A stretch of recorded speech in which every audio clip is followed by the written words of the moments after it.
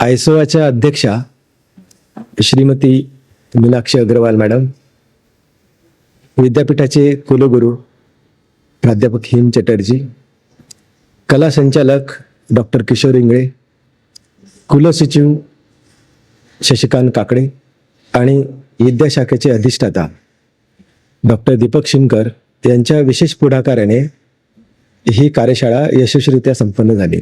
या कार्यशाळेचा उद्देश विशेषतः दिव्यांग विभागातील जे कला विद्यार्थी आहेत अशा विद्यार्थ्यांना व्यासपीठ उपलब्ध व्हावे, तसेच या sir JJ school of art या महाविद्यालयात येऊन इथे काम करण्याचा, या वातावरणात कलानिर्मिती करण्याचा अनुभव मिळावा.